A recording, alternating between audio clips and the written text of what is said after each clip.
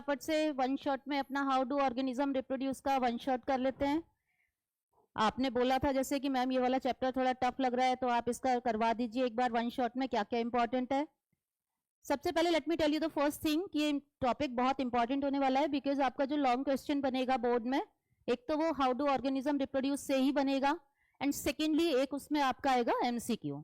तो now let's get start without wasting any time, फटाफट से करते हैं। तो पहले जो आपके चैप्टर में NCERT में आपने सभी ने पेन पेपर ले लिया है, अपनी NCERT पास में है, मैं ये उम्मीद कर रही हूँ, और जिन्होंने नहीं लिया है वो फटाफट जाइए 1 मिनट के अंदर फटाफट पेन पेपर एंड NCERT की बुक लेकर आइए और चैप्टर फटाफट ओपन कर लीजिए। चलिए, shall we start?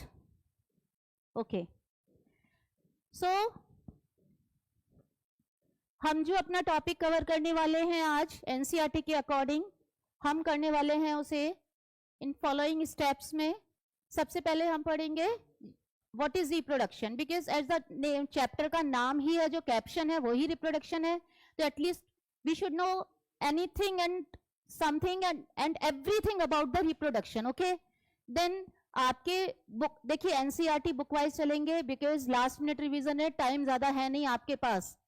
DNA versus RNA, sorry DNA versus reproduction, यानी कि DNA और रिप्रोडक्शन का क्या रिलेशन है, क्या लिंक है। देन थर्ड जो टॉपिक है जो हम पढ़ने वाले हैं, that is your variation and its importance. What are the variation, how they are caused, variation होती क्या है, वो पैदा कैसे होती हैं, और उनका रोल क्या है, उनकी सिग्निफिकेंस क्या है। देन एसेक्सुअल रिप्रोडक्शन के types, asexual, vegetative and sexual. Sexual reproduction को आपकी बुक में 2 सेक्सुअल रिप्रोडक्शन से समझाया गया है। Sexual reproduction in flowering plant, जो कि प्लांट किंगडम से उठाया है उन्होंने, और एनिमल किंगडम से सबसे जो सुपर क्रिएशन है ह्यूमंस, उनका रिप्रोडक्शन है। देन लास्ट में उन्होंने आपको समराइज करके रिप्रोडक्टिव हेल्थ के बारे में एक अवेयरनेस टाइप का उन्होंने एक आपका पीछे 1-2 पेजेस दिए हैं। Let's get start. Then first topic है हमारा व्हाट इज रिप्रोडक्शन। बहुत ज्यादा इसमें आपको तिगड़म नहीं लड़ानी है, सिंपल सा है reproduction. As the name suggest, नाम से जैसे मैं आपको बार बार बोलती हूँ कि आपको ना कुछ नहीं करना है। सबसे पहले तो अगर बायो पढ़नी है तो आपको थोड़ा सा अपने शब्दों पे ध्यान दीजिए। शब्द क्या है आपका, रिप्रोडक्शन,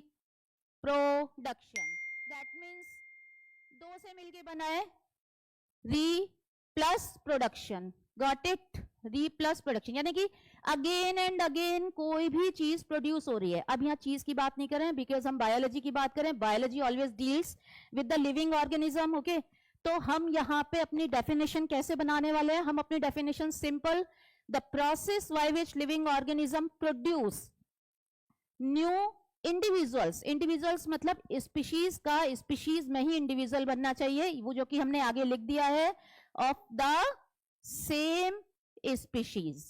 तो यानी कि आपकी डेफिनेशन में 2 चीजें क्या इंपॉर्टेंट हो गई, एक तो आपका वर्ड प्रोसेस आना चाहिए, दूसरा आपका आना चाहिए ऑर्गेनिजम्स, बिकॉज ये ऑर्गेनिजम्स के प्रोसेस को, भाई कोई भी आपका नॉन लिविंग तो बैठे बैठे रिप्रोड्यूस नहीं होगा ना। आप सोचे कि चेयर, रात भर में एक चेयर खरीद के लाऊं और दूसरे दिन देखूं 4 चेयर हो जाए, फिर तो भाई बैंक से नोट खरीद लाओ 2-4 ही ले आओ, बस क्या जरूरत है, हो जाएंगे आपके। चलिए, देन लास्ट में आपको जो वर्ड लिखना है वो लिखना है सेम स्पीशीज। तो रिप्रोडक्शन की डेफिनेशन होप आपको बिल्कुल फटाफट से क्लियर हो गई होगी।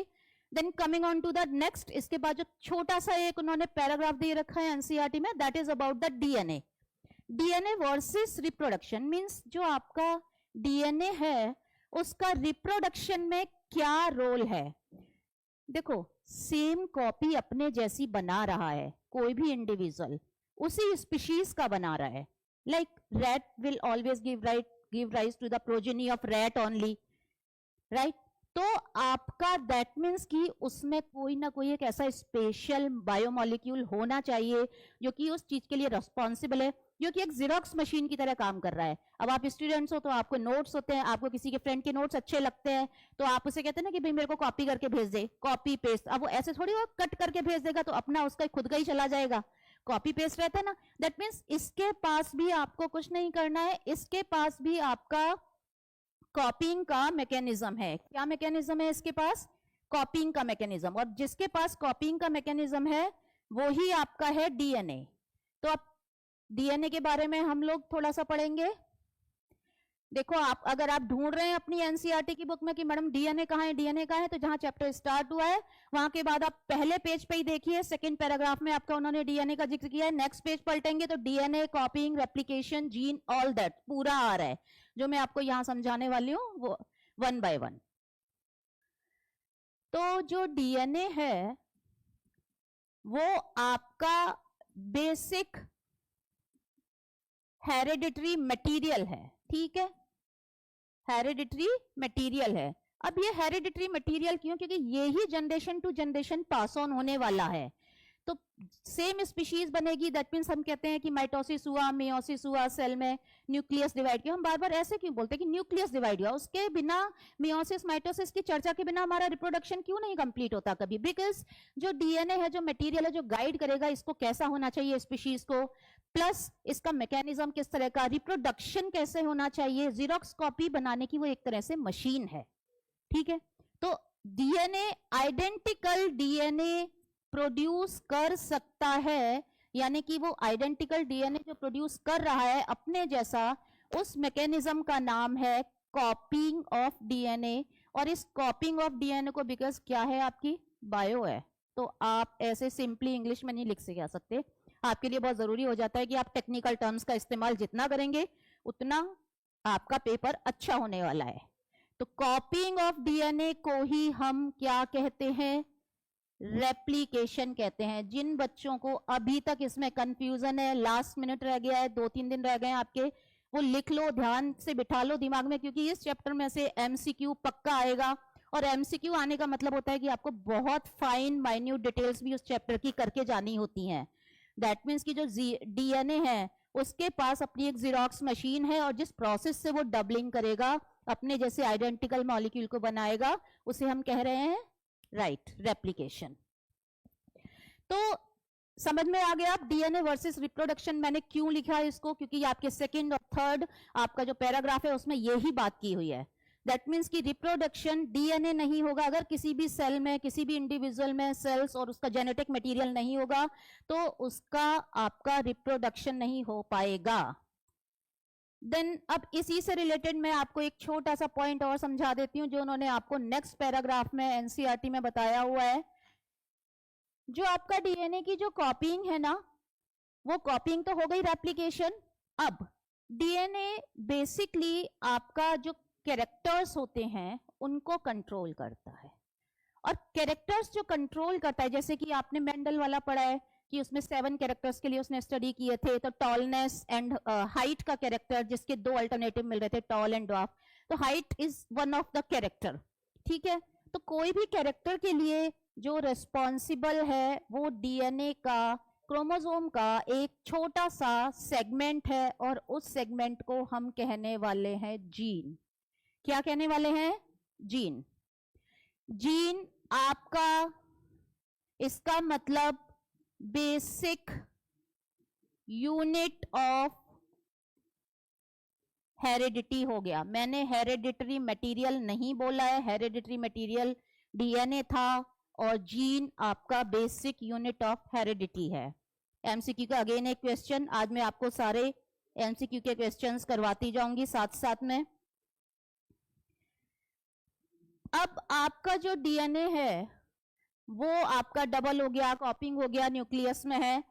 अब वो एक्सप्रेस कैसे करेगा? तो जो एक्सप्रेस करेगा वो छोटी छोटी सेगमेंट्स में यूनिट्स हैं, जिनको हम कह रहे हैं जीन। जीन 1, जीन 2, जीन 3, ठीक है, ये सब। तो जीन की बात हो गई। जीन आपका बेसिक वो क्रोमोसोम पे मिलने वाले छोटे छोटे वो पार्ट्स हैं, जो कि आपका किसी भी कैरेक्टर को क्या करेंगे? कंट्रोल करेंगे। तो अगर मैं एक छोटा सा फ्लो चार्ट बना दूं आपकी समझ के लिए, तो ये flow chart would be like this, something like कि आप उसको समझने के लिए कैसे समझेंगे? आप समझने के लिए समझेंगे कि हमारे पास क्रोमोसोम्स हैं। क्रोमोसोम से आप सभी वाकिफ हैं, 9th में बहुत अच्छे से पढ़ के आए हैं। कहाँ रहते हैं क्रोमोसोम्स? यूकैरियोट में न्यूक्लियस में रहते हैं, और प्रोकैरियोट में न्यूक्लियोइड में रहते हैं। क्रोमोसोम के स्मॉल सेगमेंट को, या स्मॉल, जिनको इंग्लिश में थोड़ा हाथ तंग है, पार्ट भी लिख सकते हैं, स्मॉल सेगमेंट को हम कहने वाले हैं जीन। और जीन का फंक्शन क्या है? जीन का फंक्शन है इट कंट्रोल्स कैरेक्टर, वो कैरेक्टर को कंट्रोल करता है। और जीन किसके बने होते हैं? अब अगर एक और क्वेश्चन यहां से निकल के आता है एमसीक्यू का कि जीन में मॉलिक्यूल कौन सा होता है, तो जीन बेसिकली डीएनए के बने हुए हैं, प्रोटीन भी साथ में रहता है, इतना आपकी में अभी है नहीं, डीएनए प्लस प्रोटीन रहता है। यहां तक का क्लियर हो गया? आगे बढ़े, चलिए। तो डीएनए वर्सेस रिप्रोडक्शन आपको कॉन्सेप्ट समझ में आ गया। डीएनए बेसिक हेरिडिटरी मटेरियल है, जो क्रोमोसोम है उसके छोटे छोटे स्मॉल सेगमेंट्स को we will call the gene. Gene are made up, they are the basic hereditary units, ठीक है। एंड देन उसके बाद वो बनी होती हैं डीएनए प्लस प्रोटीन की, वो आपके कंट्रोल करती हैं कैरेक्टर्स को। Now coming on to the next one, जो नेक्स्ट पैराग्राफ में उन्होंने बात दी हुई है, वो उन्होंने बताया हुआ है कि what are variations and how are they caused. Variation क्या होता है? तो देखो, variation as the name suggest, again आप फिर से नाम पे ध्यान दो, नाम क्या है उसका? वेरिएशन। वेरिएशन का मतलब है वेरी करना। भाई वेरी मतलब एक दूसरे से डिफरेंट होना। तो कभी कभी ये, अब ये वेरिएशन की बात क्यों उठी यहाँ पे? कभी कभी क्या होता है कि कभी कभी जब जेरोक्स का जो प्रोसेस होता है, जैसे अब डीएनए कॉपिंग या जिसे रेप्लिकेशन भी कह रहे हैं, वो कब एकदम एग्जैक्ट नहीं होता, उसमें छोटी मोटी आपका कुछ हुआ, या फिर आपने लॉ ऑफ इंडिपेंडेंट असॉर्टमेंट का रूल पढ़ा था, कोई भी जो आपका एलील जो आपका कैरेक्टर है वो किसी दूसरे कैरेक्टर के साथ कंबाइन होके न्यू कॉम्बिनेशंस बना सकता है। तो आपका जब न्यू कॉम्बिनेशन बनेंगे तो डेफिनेटली जो प्रोजेनी है वो अपने पेरेंट्स से डिफरेंट होने वाली है।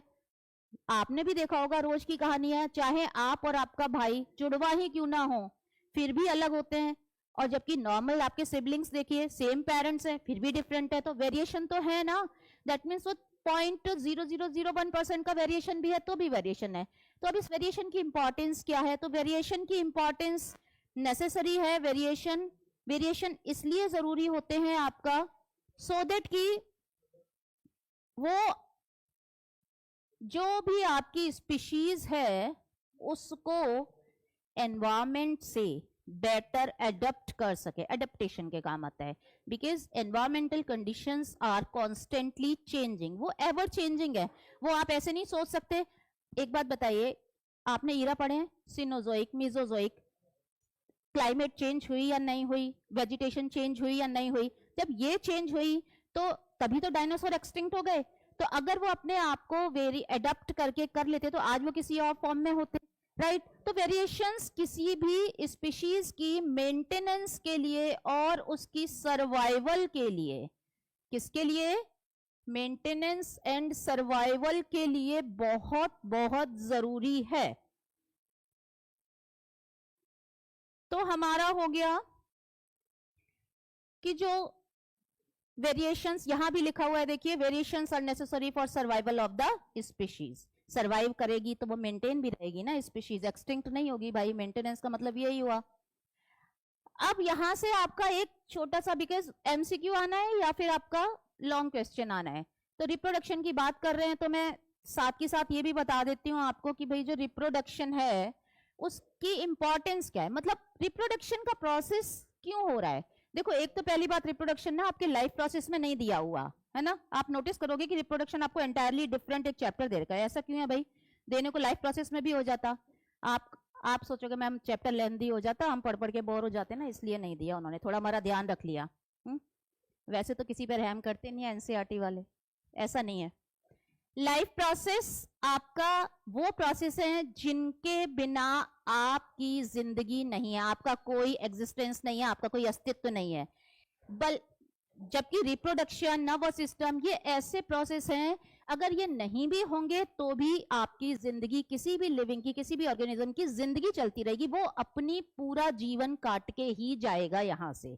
तो इसीलिए ये लाइफ प्रोसेस में इंक्लूड नहीं किए गए हैं। These are not the life processes.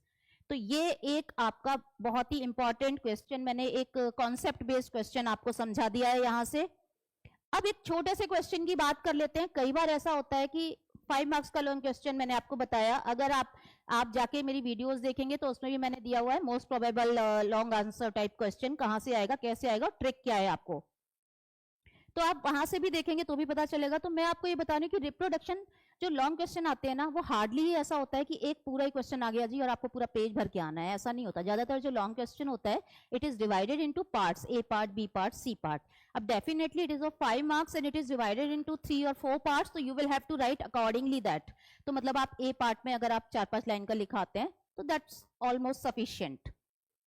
But 3-4 line का लिखने का मतलब ये नहीं कि आप फालतू की कोई कहानी लिख के आएगी, भाई कल परसों ये मूवी देखी थी उसका थोड़ा सा लिखा है, नहीं नहीं, ये सब नहीं करना है। काम की बात लिखनी है, बहुत शॉर्ट एंड स्वीट में क्रक्स ऑफ द मैटर लिखना है, मेन बात लिखनी है।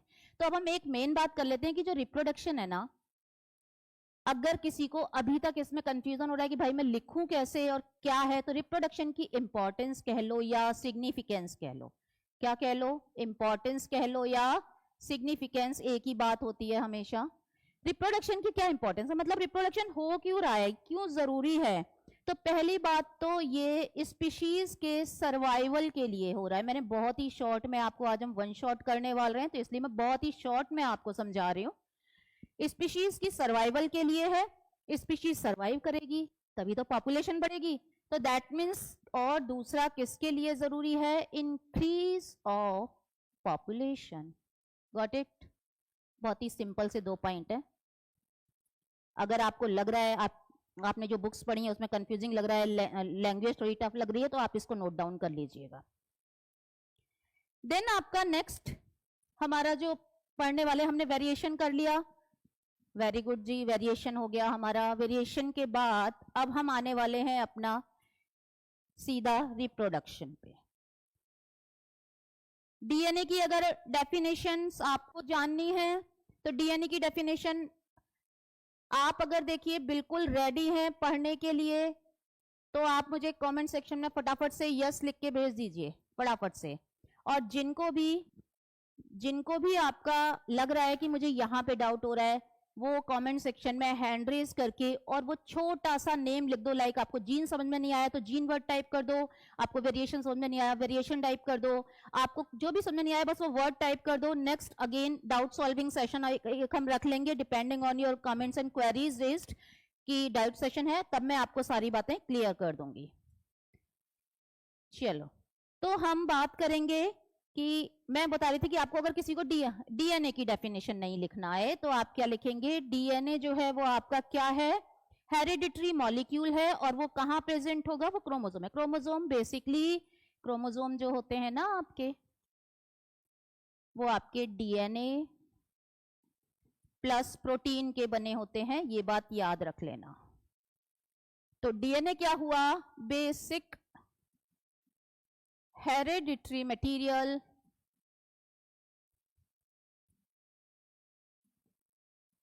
या मॉलिक्यूल भी लिख सकते हो ऑन क्रोमोसोम, हो गया।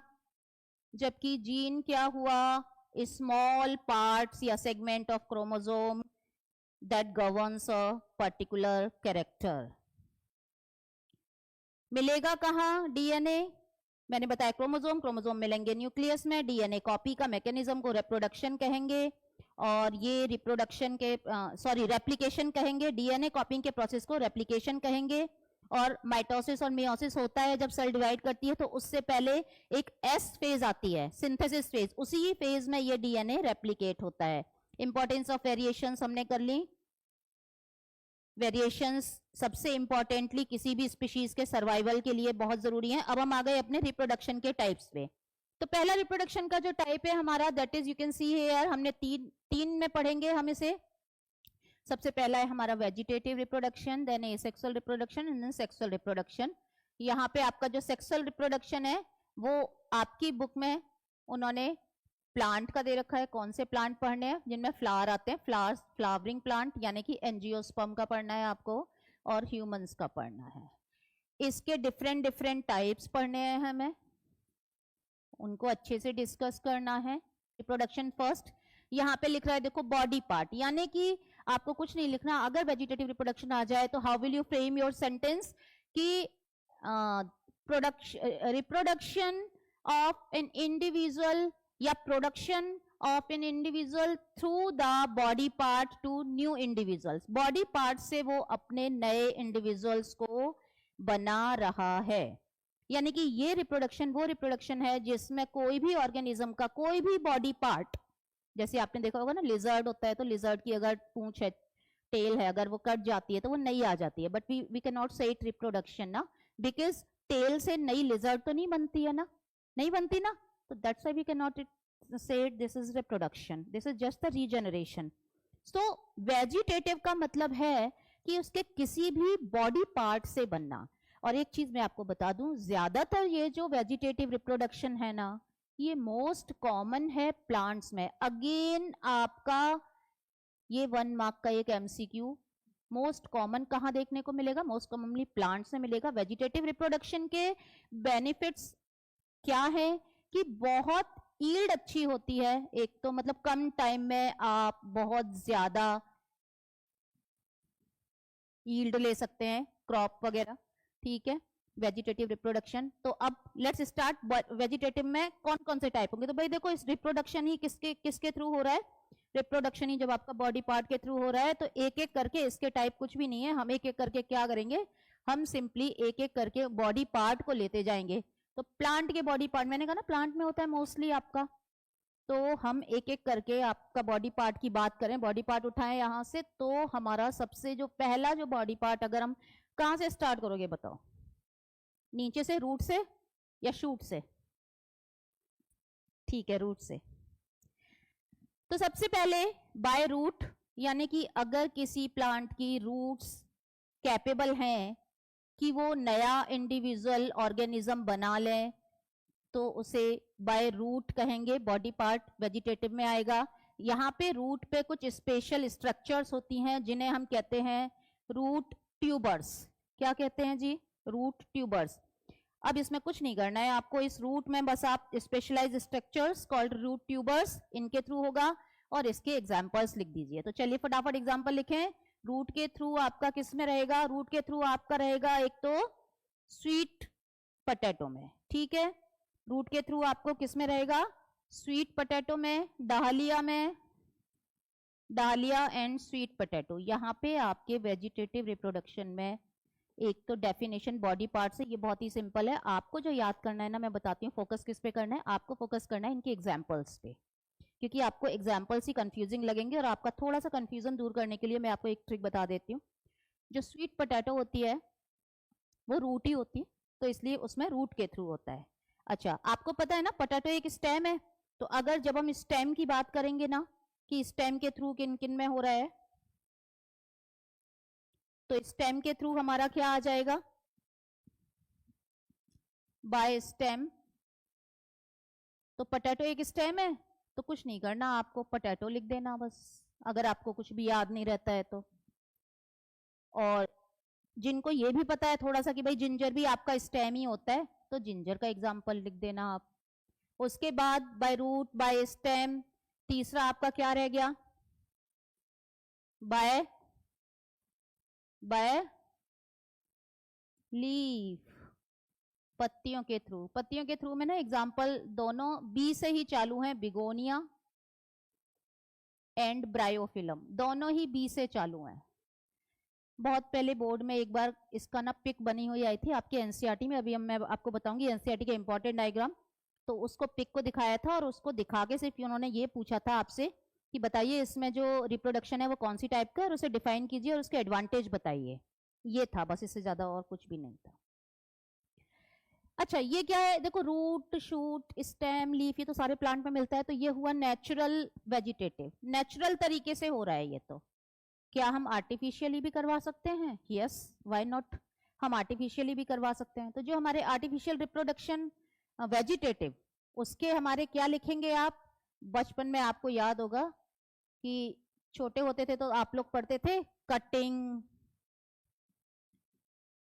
कलमिंग, याद आया कुछ?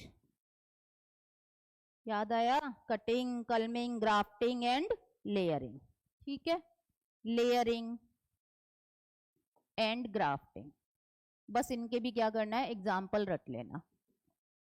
कटिंग का तो रोज है, आपको बहुत अच्छे से इसलिए पता चल जाएगा क्योंकि आपने कभी भी देखा होगा जब आपके गार्डन में जो भैया होते हैं, माली भैया जो होते हैं, वो कहते हैं साहब जी आप रोज का क्या ही पेड़ लेकर आओगे, मैं तो उनके यहाँ कटा है बहुत सारा, मैंने ही कटाई की है, मैं लाके लगा दूंगा आपके। तो इसका मतलब जो रोज है वो कटिंग के थ्रू उसकी छोटी छोटी सी कटिंग करके स्टेम के छोटे छोटे पार्ट्स ले आई। अच्छा, कटिंग, ये जितने भी वेजिटेटिव रिप्रोडक्शन होते हैं ना, इनके वो एरिया कट करने होते हैं जहां पे उनकी बर्ड्स होती हैं, जर्मिनेटिंग बर्ड्स, जहां से बर्ड्स निकलेंगी, इंटरनोड नोड वाला एरिया, वहां से।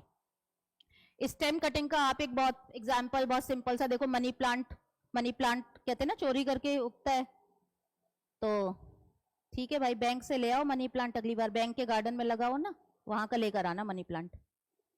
ग्राफ्टिंग में आप किसका एग्जाम्पल लिख देंगे? ग्राफ्टिंग में लिख दो मैंगो का एग्जाम्पल, और आपका कटिंग, कलमिंग और लेयरिंग में आप लिख दो जैस्मीन का एग्जाम्पल। तो देखो दो तो इसमें से फूल वाले हैं, बड़े सुगंधित बढ़िया सेंट वाले फूल हैं, एक रोज है एक जैस्मीन है। नेक्स्ट हम बात कर रहे हैं एसेक्सुअल रिप्रोडक्शन की। तो एसेक्सुअल रिप्रोडक्शन में हमारे डिफरेंट टाइप्स हैं।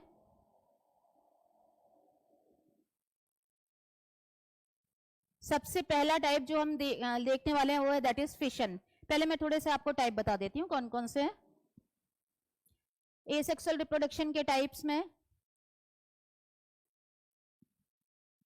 फिशन के थ्रू, ओहो ये तो थोड़ा सा आपको नजर नहीं आ रहा होगा ढंग से, है ना, चलिए दूसरा लेते हैं। पहला फिशन, दूसरा बर्डिंग कर सकते हैं आप, तीसरा रीजेनरेशन कर लीजिए, चौथा स्पोर फॉर्मेशन कर लीजिए,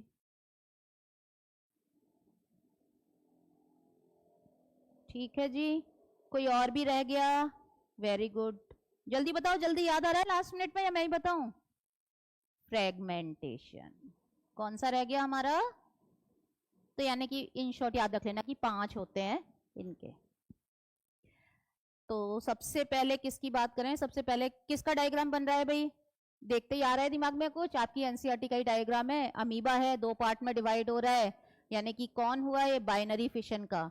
तो फिशन की बात करेंगे तो हम फिशन में क्या लिख के आएंगे कि फिशन आपका सबसे, अगर मान लो सपोज ये डायग्राम दे देता है और फिर आपसे कहता है कि भाई एक्सप्लेन करो ये क्या है, कौन सा रिप्रोडक्शन है, तो ये आप लिखेंगे एसेक्सुअल रिप्रोडक्शन का एक टाइप है। और यहाँ इस फिगर में जो है वो अमीबा डिवाइड होता हुआ बताया गया है।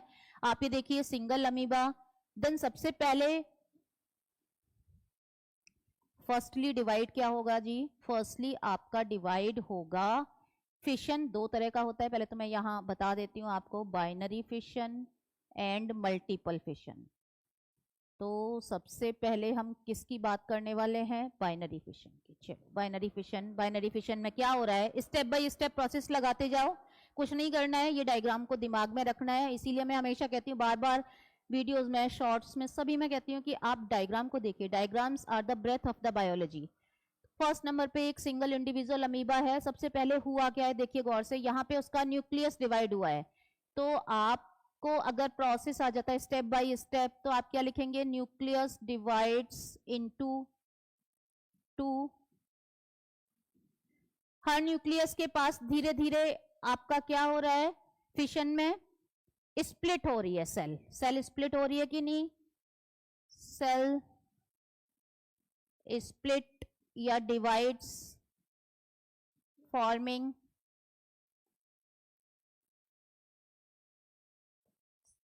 की जगह आप बेटर लिख लीजिए सराउंडिंग, क्योंकि वो न्यूक्लियस को घेरने वाली है ना, इसलिए।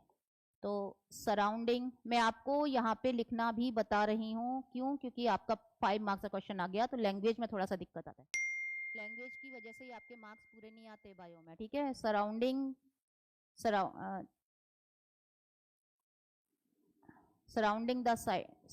द न्यूक्लियस, ठीक है। तो हर न्यूक्लियस के चारों तरफ आप देख रहे हैं ये साइटोप्लाज्म आ गया है, और अब ये बीच में से स्प्लिट हो गया है, और देन स्प्लिट होने के बाद वो 2 इंडिविजुअल बन गए। तो आप डेफिनेशन क्या लिखेंगे फिर बाइनरी फिशन की? सिंपली हो गया कि फॉर्मिंग ऑफ, या फॉर्मेशन लिख लीजिए, कोई दिक्कत नहीं है, फॉर्मेशन ऑफ, मेन इंपॉर्टेंट क्या है बच्चे ना, बाइनरी का मतलब होता है दो, तो आप लिखेंगे two, formation of two new, new मतलब नए individuals from the existing one, पहले वाला जो एग्जिस्ट कर रहा था उससे दो नए इंडिविजुअल का बन जाना बाइनरी फिशन है। अगर किसी को भाई रिप्रोडक्शन, एसेक्सुअल रिप्रोडक्शन की डेफिनेशन में अगर किसी को प्रॉब्लम आ रहा है तो बता दीजिए। एसेक्सुअल जो रिप्रोडक्शन है आपका, वो आपका सिंपली सिंगल पेरेंट इन्वॉल्व होता है, बस इतना ही आपको लिख देना है।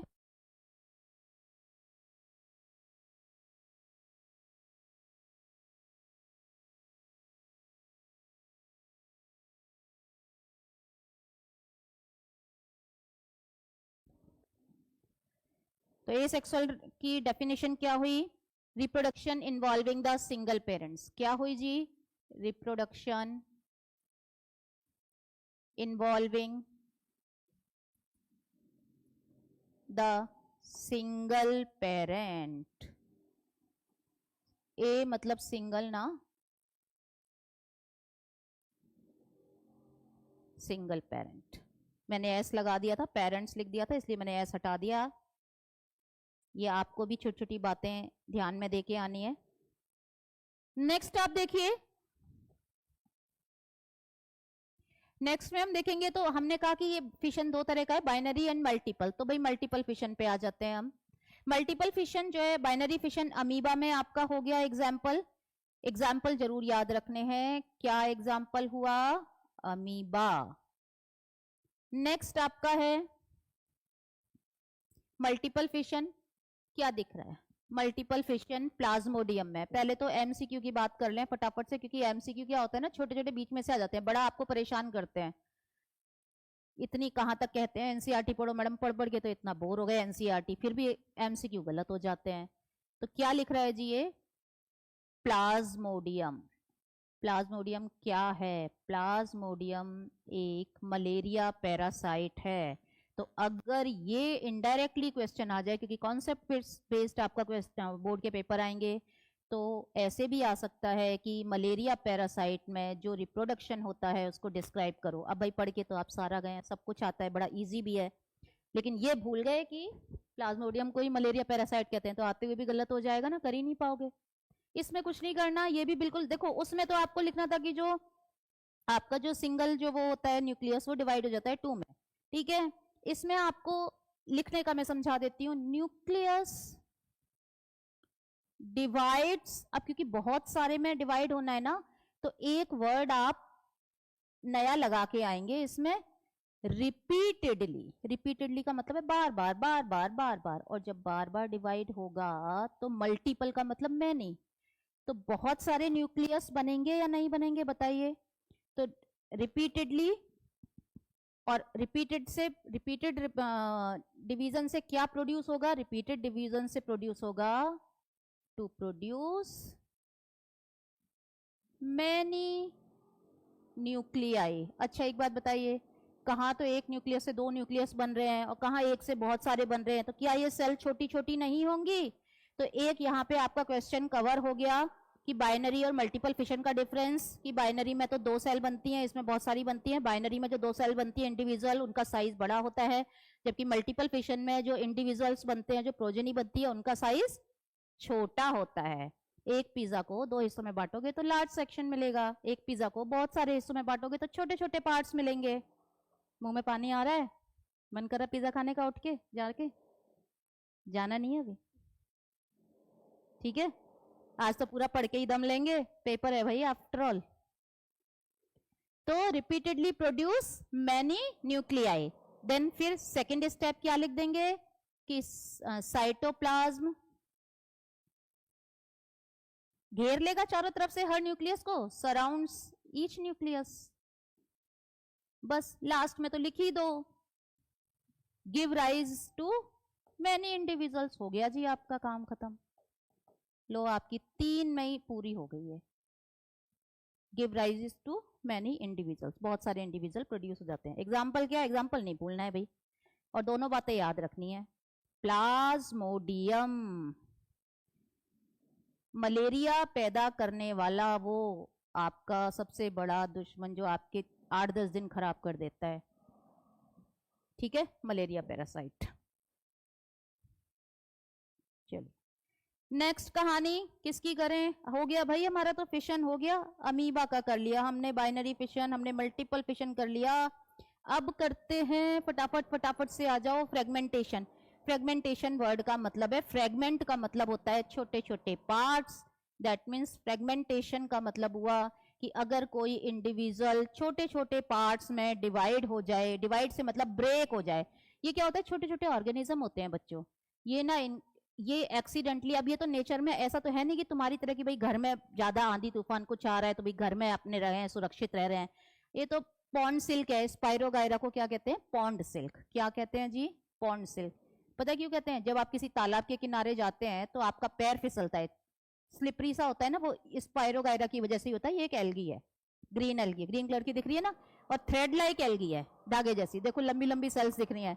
अब इसमें कुछ नहीं होता है, स्पाइरोगायरा में आपका, आप देखोगे ना ये लंबी लंबी सी सेल्स हैं, ये एक सेल है, ये दूसरी सेल है, ये तीसरी है, ये बीच में से ब्रेक हो गई, देख रहे हैं यहां से ये ब्रेक हो गई, तो बस ये एक नया इंडिविजुअल बन जाएगा, न्यू स्पाइरोगायरा।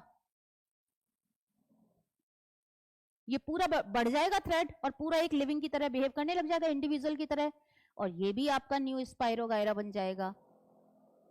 तो मतलब फ्रेगमेंटेशन में तो भाई बहुत ही सिंपल है, फ्रेगमेंटेशन में तो कुछ लिखना ही नहीं है, आपको सिर्फ ये लिखना है कि बॉडी जो है वो body breaks up into small parts.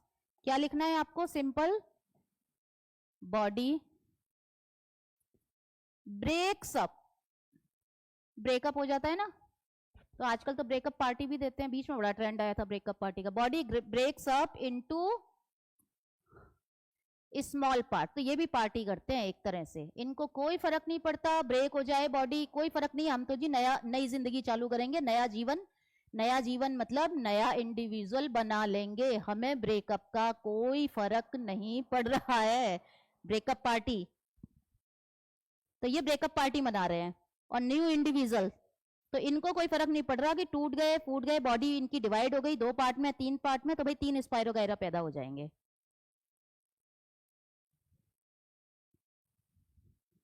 Then आपका नेक्स्ट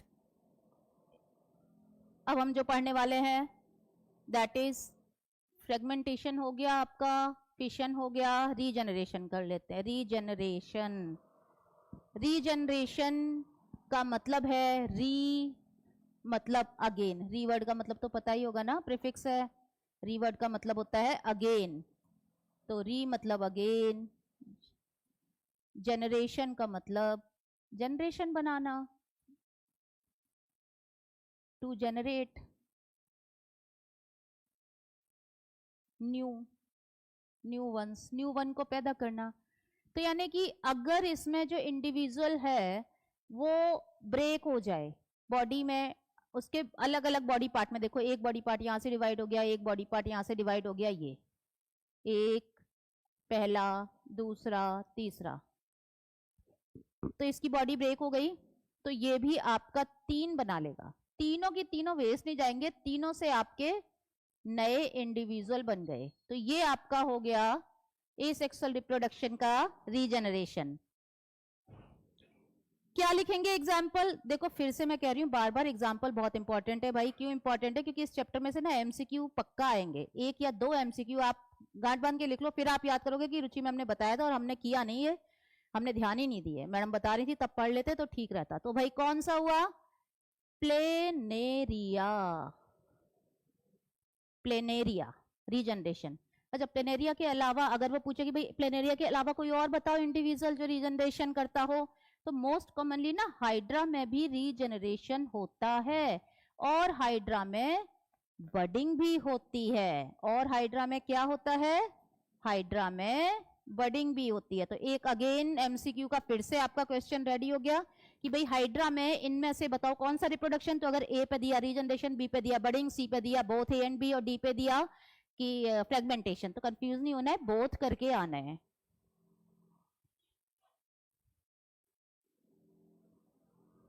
देन आ जाओ जी एसेक्सुअल रिप्रोडक्शन, बडिंग। किस पे आना है हमें? बडिंग पे। हाँ जी, बडिंग तो भाई सबसे कॉमनली ईस्ट में होता है, मोस्ट कॉमन है ईस्ट। अच्छा ईस्ट क्या है भाई? देखो आप कहते हैं ना कि मैडम ये कॉन्सेप्ट बेस्ड क्वेश्चन आते कहाँ से मैडम, समझ में नहीं आता, डीप डिटेल कहाँ से पढ़े, ये तो बुक में ही नहीं दे रखा था फिर भी आ गया। ऐसा नहीं होता है। देखो बुक में उसने अगर आपको ईस्ट दे रखा है ना, दैट मीन्स आपको ईस्ट के बारे में ना थोड़ा बहुत पता होना चाहिए। यानी कि ईस्ट एक यूकैरियोटिक सेल है, मैं बता देती हूँ। यूकैरियोटिक सेल है और राउंड या ओवल है, दिख रही है आपको? ईस्ट काम कहाँ आती है? फर्मेंटेशन के थ्रू ये अपना रेस्पिरेशन करती है, इसीलिए डो वगैरह, फर्मेंटेशन, बैटर वगैरह, केक्स वगैरह उनको फ्लफी करने के काम आती है।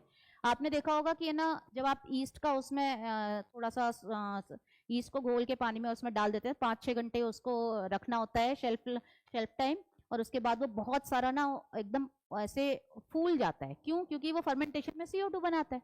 CO2 जब बाहर निकलेगी फड़फड़ करके, तो आपका क्या होगा? वो डो है वो राइज हो जाएगा।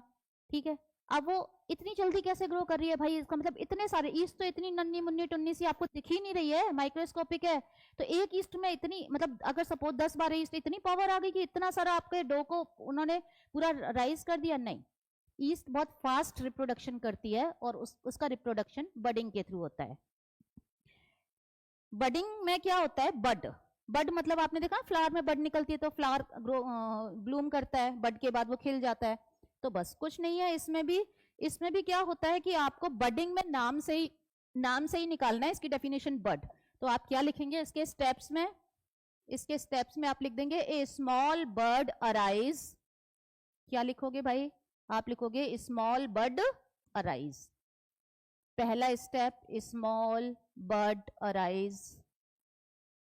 किसी को भी कोई भी दिक्कत आ रही है तो कमेंट सेक्शन में हैंड रेज करके जो भी है बडिंग अभी तक जो समझाया, DNA replication, कॉपिंग, reproduction, importance, mutation, whatever type कर देना। बाद में उसको डाउट सॉल्विंग सेशन में ले लेंगे और बहुत ही जल्द होगा डाउट सॉल्विंग सेशन, बिकॉज आपका पेपर बिल्कुल ही पास आ रहा है।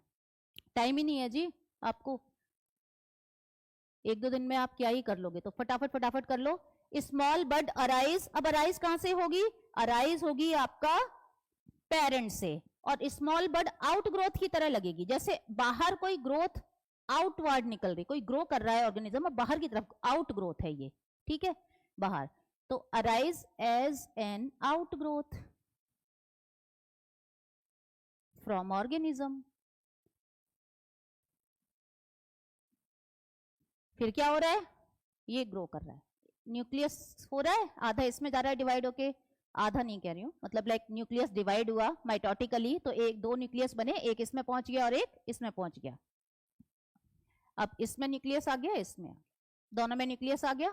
देन फिर आप क्या लिखेंगे सेकेंड स्टेप में? बड डिटैच हो रही है, bud detach from parents. Detach ही वर्ड लिख के आए तो ज्यादा अच्छा है, सेपरेट भी लिख देना, चलो कोई बात। और फॉर्मिंग न्यू इंडिविजुअल या giving rise to new individual, नया ऑर्गेनिज्म बना लेगी वो। एक और MCQ का क्वेश्चन करवा देती हूँ। जो ईस्ट होती है ना, उसमें बडिंग की मैंने अभी बताया ना आपको, ईस्ट में बडिंग बहुत फास्ट होता है, बहुत फास्ट, इतना फास्ट होता है कि यहाँ देखो डायग्राम में एक ईस्ट अलग नहीं हुई है, उससे पहले दूसरी ईस्ट छोटी सी बड आ गई, ये अलग नहीं हुई है, उससे पहले दूसरी ईस्ट आ गई। तो बडिंग का प्रोसेस बहुत फास्ट है। तो इस तरह से वो चेन जैसी स्ट्रक्चर्स बना लेता है। इन स्ट्रक्चर्स को पता है क्या कहते हैं? इनको कहते हैं torula, TORULA, torula stage of yeast. Budding yeast का हो गया। अब एक बडिंग आपकी बुक के अकॉर्डिंग हाइड्रा की दी हुई है, तो चलो उसको भी कर लेते हैं, मैं यहीं से समझा देती हूँ। ये देखिए हाइड्रा, फर्स्ट नंबर एक छोटा सा आउटग्रोथ डेवलप हुआ, ये आउटग्रोथ बड़ा हुआ, बड़ा होने के बाद इस आउटग्रोथ में आपका देखिए ये बड़ा हुआ, ये टेंटिकल्स डेवलप कर लिए, अभी तक इसमें टेंटिकल्स नहीं थे सेकंड स्टेप में। थर्ड स्टेप में वो और बड़ा हुआ और अपनी मेटाबॉलिक प्रोसेस को करने के काबिल जब हो गया तो वो उससे अलग हो गया, डिटैच हो गया। सेम वही प्रोसेस है।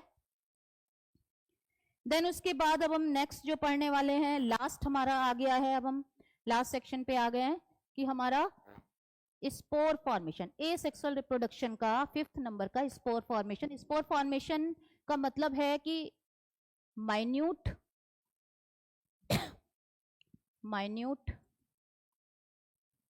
राउंड या ओवल रेसिस्टेंट स्पोर्स बनेंगे, और ये स्पोर ना जर्मिनेट होंगे फिर, और जर्मिनेट कब होंगे ये याद रखना है, जर्मिनेट होंगे ऑन फेवरेबल कंडीशन। तो जब इनको इनकी प्यारा प्यारा कंफर्ट और कोजी एनवायरनमेंट मिलेगा ना, तब जर्मिनेट होंगे। ठीक है, जैसे आप कभी कभी मम्मी को कहते हैं ना कि मम्मी कहती है वाला काम कर दो, कि नहीं पहले आप ना ये कर दो, ये वाला बना दो मेरे लिए खाने के लिए, तब मैं कर दूंगा। तो मतलब आपको अपना कंफर्ट चाहिए ना, तो ऐसे ही अब इनके लिए कंफर्ट क्या है, मतलब लाइक मॉइस्चर अच्छा खासा मिलना चाहिए, मॉइस्ट कंडीशन इनके जर्मिनेशन के लिए। तो आपके यहीं से ही आपके 2 MCQ कवर हो गए कि सबसे हार्डेस्ट स्ट्रक्चर होती है, स्पोर बनती ही तभी है जब अनफेवरेबल कंडीशन होती है। मतलब किसी भी, ज्यादातर फंजाई राइजोपस में दे रखा है, किस में दे रखा है, राइजोपस। राइजोपस क्या होती है, राइजोपस आपकी ब्रेड मोल्ड है। क्या है आपका, म्यूकर राइजोपस ब्रेड मोल्ड है। और ये ब्रेड मोल्ड किसकी कैटेगरी में आते हैं, ये आते हैं फंजाई की में। तो चाहे फंजाई आए, चाहे राइजोपस म्यूकस आए, चाहे ब्रेड मोल्ड आए, कि इनमें कौन सा रिप्रोडक्शन, तो आपको स्पोर फॉर्मेशन ही करके आना होता है।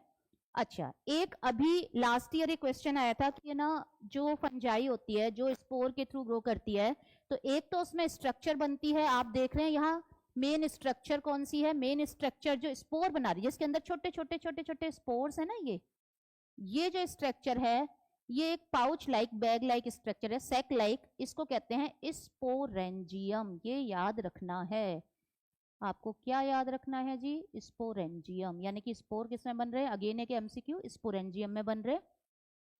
स्पोरेंजियम जिस डंडी से, देख रहे हो डंडी ऐसे, अच्छा ये बाहर ऐसे निकले हुए क्यों है, इनको डंडी की क्या जरूरत है, नीचे ही ना बन जाए ऐसे छोटे छोटे छोटे छोटे ऐसे बन जाए, क्या क्या दिक्कत है, बनाने से मतलब है ना भाई। जब स्पोर, जब कंडीशंस फेवरेबल आएंगी, मॉइस्चर मिलेगा, तो ये उड़ के कहीं जाएंगे कि नहीं जर्मिनेट होने के लिए, ये अपने ओरिजिनल पेरेंट प्लांट को छोड़ेंगे, तभी तो इधर उधर डिस्पर्स होंगे, डिस्पर्जल। तो डिस्पर्जल के लिए इनको कोई ना कोई डंडी जैसी स्ट्रक्चर होनी चाहिए ना, तो बस इतना ही काम है। इसको कहते हैं स्पोरेंजियोफोर। क्या कहते हैं, स्पोरेंजियम जिस लंबे से स्टॉक, स्टॉक मतलब डंडी जिस पे लगा रहता है, उसका नाम है स्पोरेंजियो, PHORE4।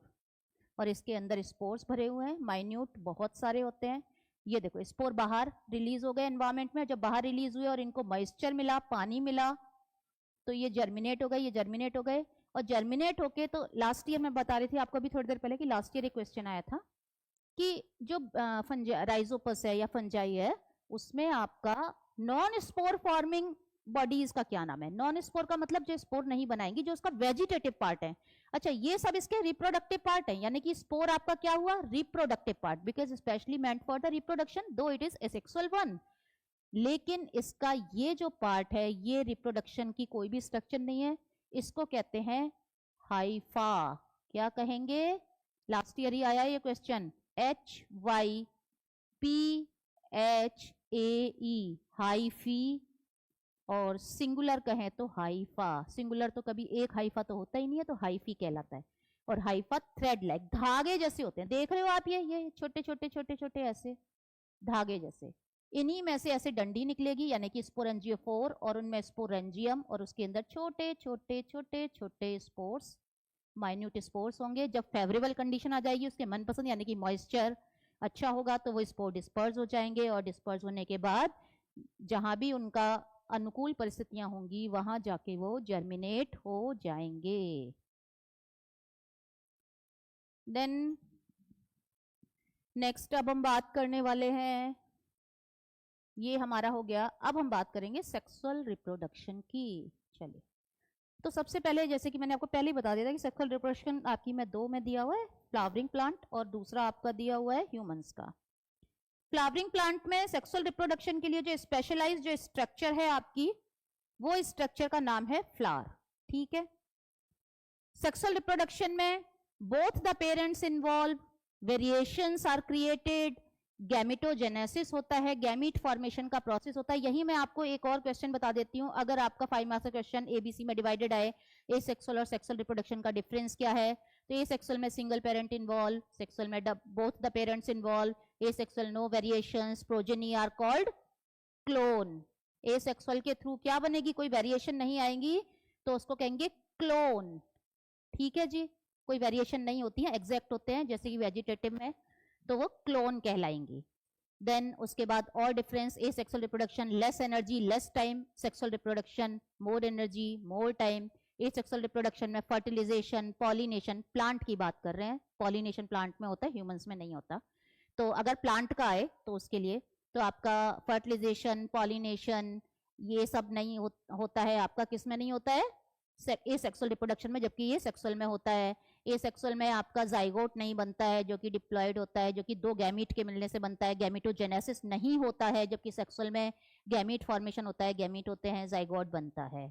ठीक है, तो ये एसेक्सुअल और सेक्सुअल का एक मैंने आपको फिर से अगेन एक क्वेश्चन करवा दिया है। आ जाइए फ्लावर पे फटाफट से। फ्लावर एक रिप्रोडक्टिव स्ट्रक्चर है, specially modified for the reproduction.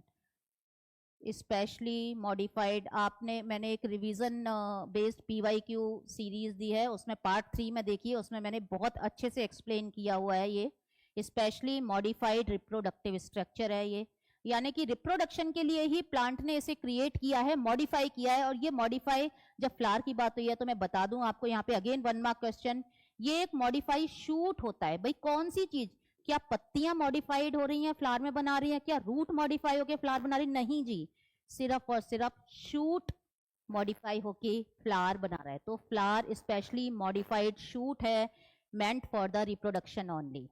अब ये सेक्सुअल रिप्रोडक्शन के लिए है, दैट मीन्स इसमें क्या क्या प्रेजेंट होगा? सेक्सुअल रिप्रोडक्शन करवाने वाले इसमें सभी प्रोविजंस होंगे। तो जो फ्लावर को देख लेते हैं, आपकी बुक के अकॉर्डिंग है, वही मैंने यहाँ पे बनाया हुआ है आपके लिए। देखिए जो फ्लावर है इसमें आपका सबसे पहले आप नीचे देखिए, ये सोलन पार्ट आपका, ये जो सोलन पार्ट जिसपे ये टिके हुए हैं, इसके सारे वॉल्स, इनको कहते हैं वॉल्स। इसके जितने भी पार्ट्स हैं वो सब ऐसे राउंड राउंड एक स्टेम टाइप का एक उसको प्लेटफॉर्म रहता है, उस पे ऐसे गोल गोल गोल गोल सब लगे रहते हैं। तो ये जितने भी वॉल्स हैं, हम वॉल्स की बात करेंगे, 4 वॉल्स होते हैं। वो किस पे टिके हुए हैं? वो टिके हुए हैं आपका रिसेप्टेकल, यानी कि उनको रिसीव कर रहा है रिसेप्टेकल। किस पे टिके हुए हैं? ये जो स्ट्रक्चर है ये आपका है रिसेप्टेकल। रिसेप्टेकल समझ में आ रहा है? तो वाई टाइप कर दीजिए कमेंट में यस। ठीक है, रिसेप्टेकल पे टिके होते हैं। अब रिसेप्टेकल पे वॉल्स कौन कौन से होते हैं? वॉल्स हमारे कौन कौन से हैं? तो सबसे पहले क्या मिल रहा है? सबसे पहले हमें मिल रहा है ये जो ग्रीन ग्रीन है ना, ये सेपल्स। सबसे पहले क्या मिल रहा है हमें? सेपल्स। अच्छा, क्या एक ही सेपल मिलेगी? नहीं जी, एक इधर है एक इधर है, ऐसे। ये तो फ्रंट से दिख रहा है ना आपको ऐसे, अगर इसके पीछे भी हो तो पीछे वाले, तो 3D व्यू तो दिखा नहीं सकते हम, यहाँ प्लेन व्यू है।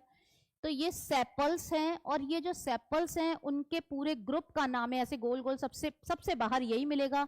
जैसे कि रोज को उठाइए तो रोज में ग्रीन कलर के नीचे छोटी छोटी पत्तियां सी लगी रहती है ना, वही है। ये आपका कैलिक्स कहलाएगा। क्या कहलाएगा? कैलिक्स। ये लास्ट ईयर भी आया है क्वेश्चन, 5 मार्क्स में एबीसी में आया है कि उसके जो नॉन रिप्रोडक्टिव जो पार्ट हैं, इनको अभी मैं बताऊंगी क्या कहते हैं। ऐसे करके क्वेश्चन आया है कि एसेसरी और नेसेसरी पार्ट्स बताइए फ्लावर के, राइट। कैलिक्स के बाद आप ऊपर जाइए, देखिए ये बहुत कलरफुल सा, ठीक है, बहुत ही ब्यूटीफुल, जो आप बचपन में बड़े प्यार से सजा सजा के फ्लावर बनाते थे ना, ये वाला। इसमें शेडिंग भी करते थे, थोड़ी सी मैं भी कर देती हूँ, मेरा भी मन कर रहा है। तो ये जो है आपकी, ये जो कलरफुल इसकी लीफ हैं, इनको कहेंगे पेटल्स। ये क्यों होती हैं? क्योंकि ये अट्रैक्ट करती हैं पॉलिनेशन के लिए इंसेक्ट वगैरह को। तो जो इंसेक्ट पॉलिनेटेड होते हैं उनमें ये बड़ी कलरफुल सेंटेड इस तरह की होती हैं, ठीक है। और इसके पूरे वर्ल्ड को कहेंगे, पूरा गोल चक्कर जो पूरा है इसका, उसका ग्रुप है, उसको कहेंगे कोरोला। और कोरोला की हर यूनिट का नाम है, मतलब इसकी एक पत्ती, उसको हम कहेंगे पेटल। रोज की पेटल्स होती है ना, पेटल से तो वाकिफ हो भाई। चलो, कैलिक्स और कोरोला। ये जो कैलिक्स और करोला होते हैं प्लांट के, ये रिप्रोडक्शन में पार्टिसिपेट नहीं करते, बट ये उसको असिस्ट करते हैं, उसके असिस्टेंट की तरह काम करते हैं रिप्रोडक्शन में, पॉलिनेशन होने में अट्रैक्ट करेंगे और प्रोटेक्शन देंगे, ये सब। तो इसीलिए इनको हम कहते हैं एसेसरी पार्ट्स। क्या कहेंगे इनको हम? फ्लावर के एसेसरी पार्ट। तो एसेसरी पार्ट में जी हमारा पहला हो गया कैलिक्स, दूसरा हो गया कोरोला। कैलिक्स की हर यूनिट का नाम है सेपल, कोरोला की हर यूनिट का नाम है पेटल। तो ये हमारे एसेसरी, ये लास्ट ईयर का क्वेश्चन है, 5 मार्क्स में आया था एबीसी पार्ट में। देन उसके बाद इसके नेसेसरी पार्ट देखो, तो नेसेसरी पार्ट की बात मैं करूं तो आपको एक दिख रहा है, ये इस तरह की आपकी दिख रही है एक स्ट्रक्चर ऐसे फ्लावर लाइक। देन इसके बाद ये लंबी ट्यूब लाइक, ये जो फ्लावर लाइक है इसको कहते हैं स्टिग्मा। फ्लावर लाइक नहीं है, बेसिकली कुशन, वेलवेटी और ये हेयरी इस तरह की होती है। ये जो ट्यूब लाइक स्ट्रक्चर है इसको हम कहते हैं स्टाइल। क्या कहेंगे? स्टाइल। और ये जो नीचे इसका फूला हुआ सोलन पार्ट है इसको हम कहेंगे ओवेरी। क्या कहेंगे? ओवेरी। ठीक है, ये स्टाइल है ये वाला पार्ट, और ये आपकी स्टिग्मा।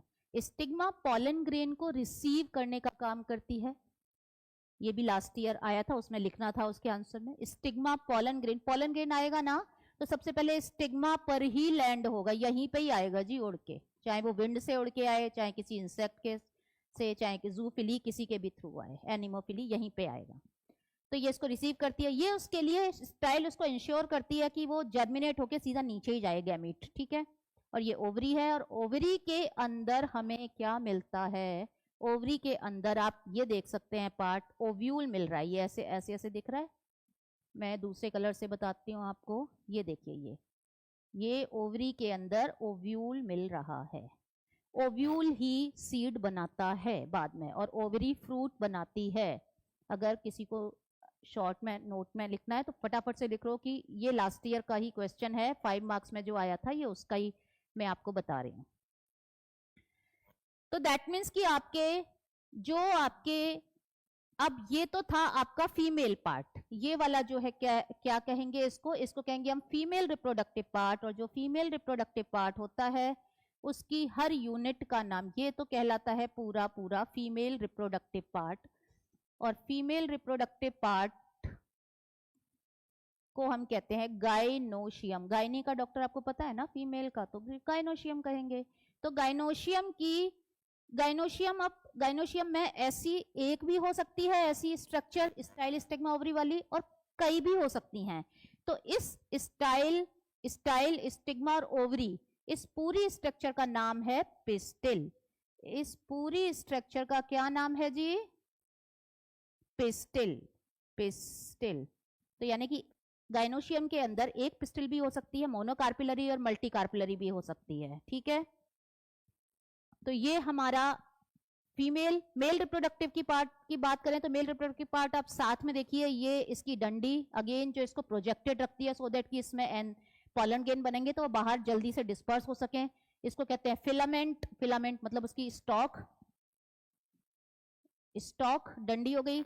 और ये वो पार्ट है इस एंथर कह रहे हैं इसको, एंथर और स्टॉक, ये इस तरह से एंथर और फिलामेंट, इस पूरे का नाम है स्टेमेन। क्या नाम है? STAMEN, stamen.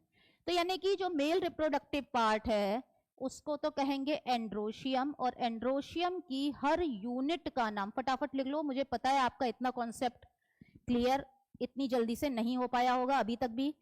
Male reproductive part is called androecium. Each unit of androecium is a stamen. Each stamen has 2 parts, anther and filament. Androecium और गाइनोशियम दोनों मिलके हमारे नेसेसरी पार्ट बनते हैं, क्योंकि अगर ये नहीं होंगे तो फ्लावर में रिप्रोडक्शन नहीं होगा। क्योंकि एंथर प्रोड्यूस करते हैं पॉलन ग्रेन। एंथर क्या प्रोड्यूस कर रहा है? एंथर प्रोड्यूस कर रहा है आपका पॉलन ग्रेन। और आपका, मैं एक ब्लैंक शीट पे लिख देती हूं फटाफट से,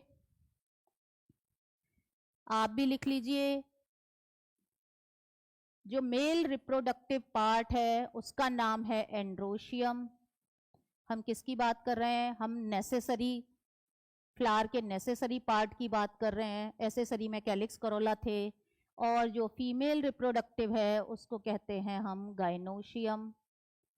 ठीक है, एंड्रोशियम जो है आपका,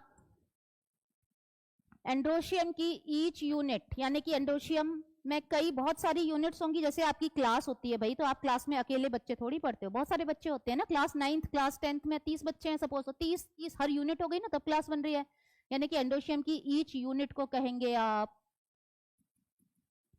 स्टेमेन। और स्टेमेन, ईच स्टेमेन के कितने पार्ट हैं? स्टेमेन के 2 पार्ट हैं, एंथर एंड फिलामेंट। फिलामेंट उसको प्रोजेक्टेड रखता है, मतलब ऊपर की तरफ, तो हेल्प करता है पॉलन ग्रेन डिस्पर्जल में, वो बाहर की तरफ डिस्पर्स हो जाते हैं। जबकि जो एंथर है वो क्या करता है? एंथर आपका पॉलन ग्रेन प्रोड्यूस करता है। बस इतना ही है आपकी में। पॉलन ग्रेन मेल गैमीट बनाता है। यहाँ पे एक कॉन्सेप्ट क्लियर कर देती हूँ। Pollen grain produce 2 male gamete. लिख लो, रट लो, ये बात बहुत बेसिक सा कॉन्सेप्ट है। मैंने डबल फर्टिलाइजेशन पे अगेन आपको एक बना रखी है वीडियो, उसको देख लेना तो आपका क्लियर हो जाएगा। गाइनोशियम, गाइनोशियम की ईच यूनिट का नाम है आपका पिस्टिल, या कार्पिल भी कहते हैं। ठीक है, कंफ्यूज नहीं होना है, कार्पिल पिस्टिल कुछ भी आ जाएगा। इसके 3 पार्ट हैं। स्टिग्मा, जहां पे पॉलन ग्रेन लैंड करेगा या रिसीव करेगा, एक ही मतलब है दोनों का। ये भी आपका लास्ट ईयर के जो 3-4 पार्ट थे सेक्सुअल रिप्रोडक्शन फ्लावर से रिलेटेड, उसका ही पार्ट है, ये भी उसमें आया था ये। Then style, and then ovary. Ovary में आपका क्या होगा? ओवरी में होगा फीमेल एग, और ओवरी के अंदर एग होगा। और एग किसके अंदर होगा? खाली ओवरी के अंदर नहीं, ओवरी के अंदर होते हैं पहले ओव्यूल, और ओव्यूल के अंदर आपको मिलेगा एग। इस तरह से रहता है, और ये नेसेसरी पार्ट है। आउटर वॉल्स कौन से हुए? कैलिक्स एंड कोरोला हुए। नेक्स्ट आप आ जाओ। नेक्स्ट में फर्टिलाइजेशन इन प्लांट बहुत ही मजेदार होता है। फर्टिलाइजेशन कैसे होता है? देखिए, फर्टिलाइजेशन के लिए प्लांट में जो फर्टिलाइजेशन है, उससे पहले एक चीज और पढ़नी पड़ेगी जो कि एनिमल में नहीं होती, पॉलिनेशन। पॉलिनेशन का मतलब है कि आपका जो एंथर है, अब भाई वो तो बन रहे हैं आपका चैम्बर में। एंथर जब चैम्बर में बन रहे हैं तो फिर कैसे हो भाई, काम कैसे चले? अब वो बाहर कैसे आए? उनको तो पहुंचना है कहाँ? ओवरी, ओवरी के अंदर ओव्यूल, और ओव्यूल में एग सेल, तो उनको ट्रांसफर होना जरूरी है। तो पॉलिनेशन का मतलब हुआ आपका simply transfer of pollen grains. क्या मतलब हुआ? Transfer of pollen grain, transfer of pollen grain from anther. Anther में थे ना, और कहां पे जाएंगे? To stigma. स्टिग्मा पे जाना है ना, लैंड रिसीव करती। चलो, पॉलिनेशन 2 तरह का होता है, या तो वो अपने ही पेड़ के स्टिग्मा पे चले जाते हैं। पॉलिनेशन कितने तरह का है? पहला है आपका सेल्फ पॉलिनेशन। 2 तरह का पॉलिनेशन होता है। पहला है आपका सेल्फ पॉलिनेशन, और दूसरा है आपका क्रॉस पॉलिनेशन। इनका डिफरेंस भी आ सकता है। सेल्फ पॉलिनेशन में डेफिनेशन, अच्छा दोनों में यहां तक की डेफिनेशन दोनों की सेम है। बहुत ही स्वीट सी डेफिनेशन बता रही हूं, अभी देखना, छोटी सी। यहां तक दोनों की डेफिनेशन सेम है। पॉलन सेल्फ के लिए आप इसमें क्या लिखेंगे? स्टिग्मा के बाद आप लिखेंगे डैश डैश डैश कर देती हूं, यहां से ये वाली लाइन उतारनी है। Transfer of pollen grain from anther to stigma of same plant same flower. Same plant same oblique another भी कर दो, लेकिन प्लांट क्रॉस करके नहीं जाएगा भाई। ठीक है, प्लांट क्रॉस करके जाने की हिम्मत नहीं है, तभी वो सेल्फ है। सेल्फ मतलब अपने ही पेड़ के फूलों के साथ में पॉलन ग्रेन अपनी ओवरी पे पहुंच रहा है। क्रॉस में यहां से यहां तक लिखेंगे transfer of pollen grain from stigma to anther to stigma of different plant different flower. Different plant different flower.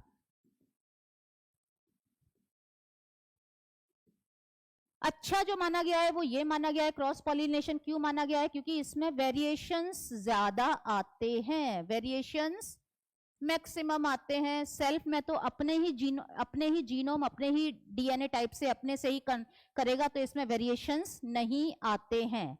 ठीक है, तो इसमें बहुत ज्यादा वेरिएशंस नहीं आएंगे, वेरिएशन या न्यू ट्रेड्स नहीं दिखेंगे, नए कैरेक्टर्स बहुत ज्यादा मिक्सअप नहीं होंगे। तो अच्छा कौन सा माना गया है? क्रॉस पॉलिनेशन माना गया है। पॉलिनेशन होने के लिए हमेशा कोई ना कोई एजेंट की जरूरत होती है। पॉलिनेशन होने के लिए हमेशा कोई एजेंट, जैसे कि विंड हो सकती है, जैसे कि वाटर हो सकता है, कोई इंसेक्ट हो सकता है, एनिमल हो सकता है, लाइक दैट। उसके लिए उनमें अलग अलग रहता है। ठीक है, एडवांटेजेस, अगर कोई कहे कि भाई ठीक है ये तो आ गया कि अच्छा कौन सा है तो ये इसलिए अच्छा है, लेकिन इसके फायदे क्या है? सेल्फ का फायदा है कि ये अपने कैरेक्टर को, इसके कैरेक्टर अंदर ही अंदर घूम रहे हैं ना, तो ये अपने कैरेक्टर को प्रिजर्व रखता है, बचा के रखता है, सुरक्षित रखता है। और इसमें कोई नेक्टार या सेंट वगैरह इस तरह की ग्लैंड्स की आवश्यकता नहीं पड़ती, क्योंकि खुद के पेड़ पे ही झड़ना है पॉलन ग्रेन को, डस्टिंग होनी है तो वहीं पे बड़ी इजीली हो जाते हैं। जबकि इसका एडवांटेज है कि इससे हेल्दी प्लांट्स ज्यादा प्रोड्यूस होते हैं, वो बेटर एडेप्टेशंस होती हैं। वेरिएशन की तो इंपॉर्टेंस हम कर ही चुके हैं ना, तो उसी के पॉइंट को लिख देना और कुछ नहीं करना।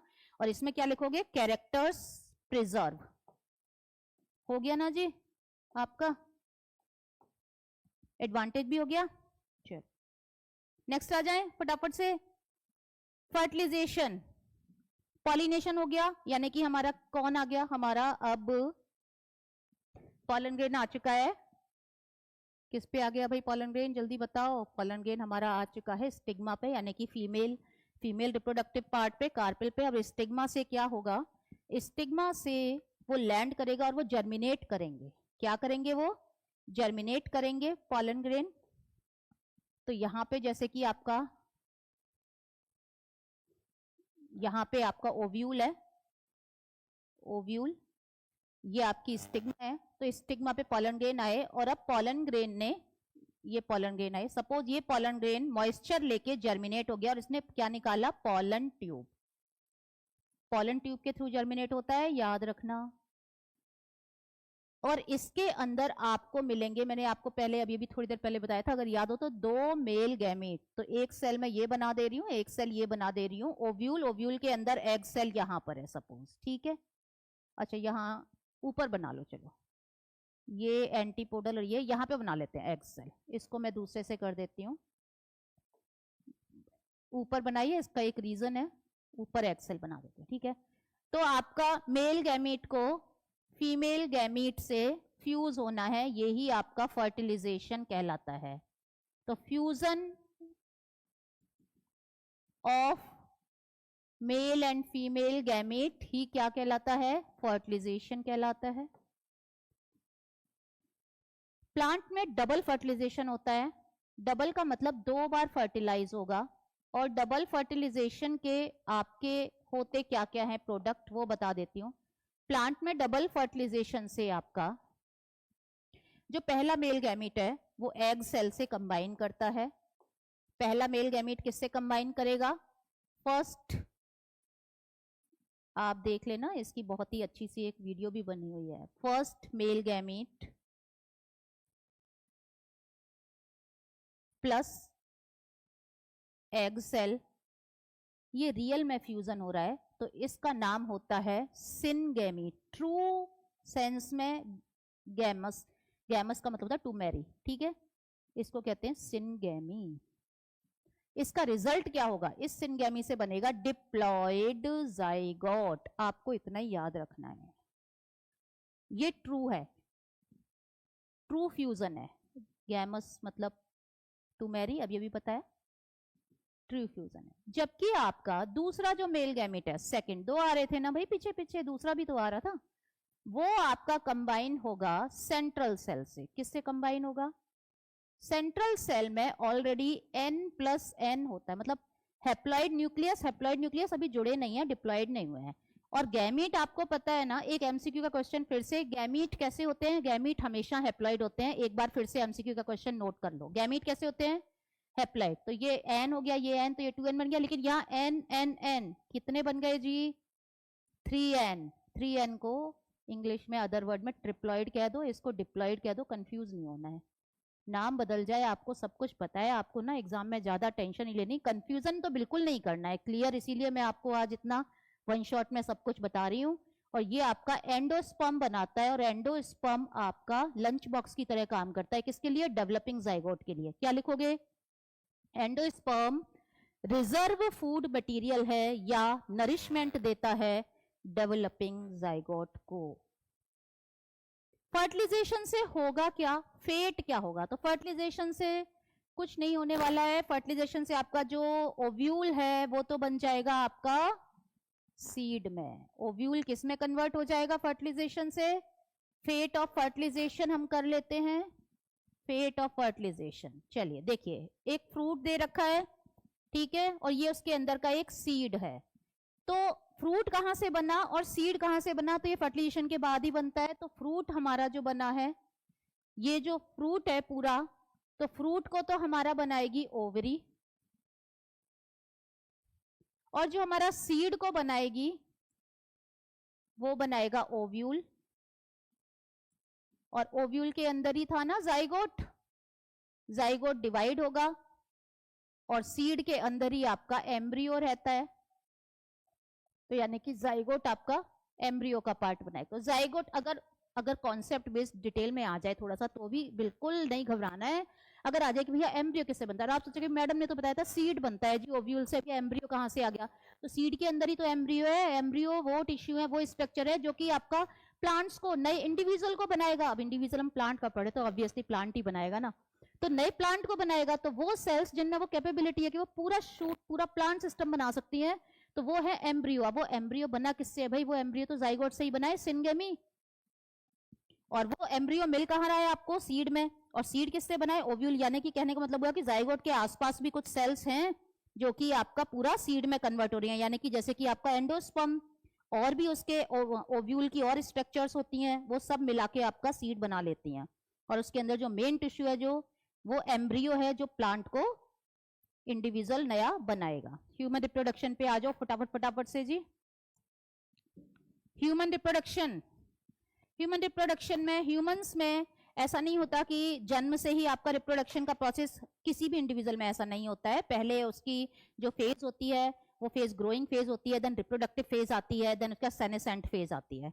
तो पहले जब रिप्रोडक्टिव फेज अटेन करता है ह्यूमन कोई भी, तो उसे कहते हैं हम प्यूबर्टी, एज एट विच, यानी कि प्यूबर्टी के टाइम पे ही गैमीट प्रोड्यूस होंगे, क्योंकि फर्टिलाइजेशन के लिए मेल गैमीट और फीमेल गैमीट का होना जरूरी है कि नहीं है।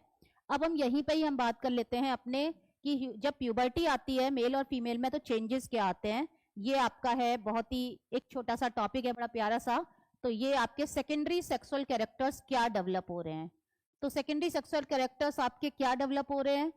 फीमेल में देखिए आपका सेकेंडरी सेक्सुअल कैरेक्टर्स आपके क्या डेवलप होंगे। फीमेल में आपका जो होगा वो फीमेल्स में फेशियल हेयर, सॉरी हेयर की ग्रोथ होने लगेगी। हेयर की ग्रोथ होगी उनके आर्मपिट पे और जेनाइटेलिया पे। अच्छा, ये तो दोनों के लिए ही कॉमन है, ये ना मेल में भी है, राइट। ये तो दोनों के लिए कॉमन है सेकेंडरी सेक्सुअल कैरेक्टर। स्किन पे पिंपल्स टाइप इरप्शंस होने लगेगा, ये भी दोनों के लिए कॉमन है, ये इनके लिए भी है, दोनों में कॉमन कर देना। फीमेल में मेंस्ट्रुएशन साइकिल स्टार्ट हो जाएगा और ब्रेस्ट साइज इंक्रीज होगा। तो भाई मेल की बात कर ले फटाफट से। तो दो तो बहुत कॉमन है, दो तो मैं नहीं मिटाऊंगी। अच्छा, वो पिंपल वाला हट गया, कोई बात नहीं, दोबारा से लिख लो। स्किन पे पिंपल्स, देन वॉइस हस्की। आपने देखा होगा लड़कों की आवाज 15-16 साल के बाद थोड़ी चेंज हो जाती है, हैवी हो जाती है, तो वॉइस हस्की हो जाती है मेल्स में, ठीक है। और क्या आप लिख सकते हैं? फेशियल हेयर की ग्रोथ हो जाती है, दाढ़ी मूछ आ जाती है ना, तो फेशियल हेयर ग्रोथ लिखेंगे। हो गया आपका सेकेंडरी सेक्सुअल कैरेक्टर्स मेल और फीमेल का। चलिए हटाइए इसको। देन आपका इसके बाद ना छोटी सी मैं एमसीक्यूज के लिए छोटी छोटी टर्म्स बता रही हूँ, फटाफट से कर लो। मिनार्क, मेनार्क का मतलब है फीमेल से रिलेटेड टर्म है, ये आपकी तीनों की तीनों किससे रिलेटेड है, फीमेल से रिलेटेड। मेनार्क का मतलब है कि जब आपका मेंस्ट्रुएशन स्टार्ट हो, तो स्टार्ट को आप ऑनसेट लिखेंगे, बहुत ही सही टर्म है, एक वर्ड में आपका काम छुट्टी हो जाएगा, start of menstrual cycle. Menarche. Menopause, pause का मतलब बिल्कुल रोक दिया, दैट मीन्स एंड ऑफ या सिजेशन, बंद हो जाए, सिजेशन, सिजेशन या end of menstrual cycle. Menstruation क्या चीज है, अब हमने ये दो टर्म तो लिख दी भाई, स्टार्टिंग हो गया, चलो मेनार्क के एंड मेनोपॉज हो गया, तो फिर ये है क्या मेंस्ट्रुएशन साइकिल। मेंस्ट्रुएशन साइकिल देखो बेसिकली होता क्या है कि जो ह्यूमंस हैं, फीमेल हैं, उनका सिस्टम थोड़ा ज्यादा कॉम्प्लिकेटेड होता है, तो उनमें होता ये है कि 28 डेज में मेंस्ट्रुएशन साइकिल है, 28 डेज की है। कितने डेज की है, 28 डेज की। अब इस 28 डेज में क्या होता है, 14th डे, 14वें दिन ओव्यूलेशन हो जाएगा। ओव्यूलेशन का मतलब है जो एग है फीमेल का, वो ओवरी से निकल के कहां पे आ जाएगा, फेलोपियन ट्यूब में। फेलोपियन ट्यूब को ओविडक्ट भी कहते हैं, फिर से आपको कंफ्यूज नहीं होना है। 14वें दिन आ जाएगा। अब बेबी कहाँ डेवलप होता है फीमेल में, बेबी तो यूट्रस में डेवलप होता है। यूट्रस नॉर्मली बियर नहीं कर सकता है, तो वो यूट्रस क्या करता है, आपका जो यूट्रस है उसकी लाइनिंग भी अपने आप को प्रिपेयर करना चालू करता है कि इन केस इस बार फर्टिलाइजेशन हो गया, जाइगोट बन गया, और जो इम्प्लांटेशन, जाइगोट को इम्प्लांट करने के लिए, जाइगोट को रखने के लिए, और 9 मंथ बेबी को बियर करने के लिए, it has to be strong ना, तो उसकी जो मसल्स हैं, यूट्रस प्रिपरेशन होती है। इधर तो एग बनता है 14 दिन तक, और 14 दिन के बाद बाहर आ जाता है फेलोपियन ट्यूब में, और इधर 14 दिन तक यूट्रस की लाइनिंग जो है ना वो मजबूत होती है, बढ़ती जाती है, और वो मस्क्यूलर होती जाती है, और उसमें रिचली सप्लाइड हो जाती हैं ब्लड वेसल्स की, ब्लड वेसल्स काफी उसमें बहुत richly supply.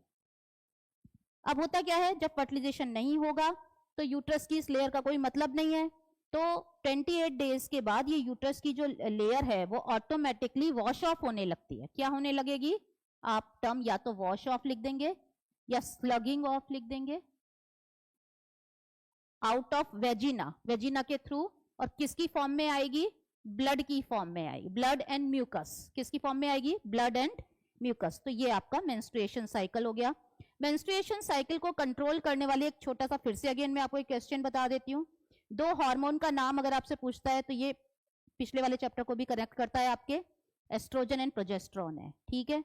Progesterone P for pregnancy, pregnancy maintaining hormone होता है। एस्ट्रोजन आपका यूट्रस की लाइनिंग को करवाता है, और साथ में आपका ओवरी में एग सेल के फॉर्मेशन को करता है, फीमेल एग को फॉर्मेशन देता है। अब फटाफट से जल्दी से ये कर लेते हैं भाई, टाइम बहुत सारा निकल गया है हमारा, जल्दी जल्दी आओ। देखो ये मैं अब आपको बता देती हूँ होता क्या है। फीमेल रिप्रोडक्टिव सिस्टम आपकी बुक का डायग्राम है, इसमें से आपको क्या क्या करना है, इसमें आपको फीमेल रिप्रोडक्टिव सिस्टम में आप देखिए यहाँ पे ये यूट्रस है, पियर शेप होता है, इन्वर्टेड पियर जैसा, ये आपका यूट्रस है। यूट्रस के बाद उससे जुड़ी हुई, मेम्ब्रेन से जुड़ी हुई ये आपकी ओवरी है, पेयर में होती है। अच्छा आपको जब भी लिख के आओगे ना male reproductive female reproductive system, ये जरूर लिख के आना कौन पेयर में की ओवरी है, ये ओवरी है आपकी, और जो ओवरी जिस ट्यूब से जुड़ी है, जो मैंने कहा था ना कि ओव्यूलेशन होता है, एग पहुंचता है, ये है आपकी फेलोपियन ट्यूब या ओविडक्ट कहते हैं। इसके बाद ये आपके एक्सटर्नल, ये सर्विक्स का पार्ट है, जहां से बेबी जब बॉर्न होता है तो सर्विक्स है उसका थोड़ा सा बढ़ जाती है, वाइड हो जाती है, एंड देन ये एक्सटर्नल जेनाइटेलिया में आ जाएगा, आपका वेजिना का पार्ट है। चलो फटाफट से अब ऐसे ही मेल रिप्रोडक्टिव सिस्टम का कर लें। Cervix, vagina and uterus unpaired है, जबकि ओवेरियन फेलोपियन ट्यूब है वो आपका पेयर्ड है। यहाँ पे यू कैन सी, ये जो रेड आपको इसमें दिख रही है ना डायग्राम में, यही इसकी लेयर है जो आपका डेवलप होती है एवरी मंथ, और यही लेयर मेंस्ट्रुएशन, अगर फर्टिलाइजेशन नहीं होगा तो ही वॉश ऑफ होगी, अगर फर्टिलाइजेशन हो जाएगा तो 9 मंथ के लिए आपकी मेंस्ट्रुएशन साइकिल स्टॉप हो जाएगी। फटाफट से मेल रिप्रोडक्टिव सिस्टम को देख लेते हैं एक बार, क्या क्या डायग्राम में क्या क्या चीजें आपको ध्यान से देखनी है, इंपॉर्टेंट है। कई बार ऐसा होता है कि डायग्राम भी आपका लेबलिंग के लिए आ जाता है।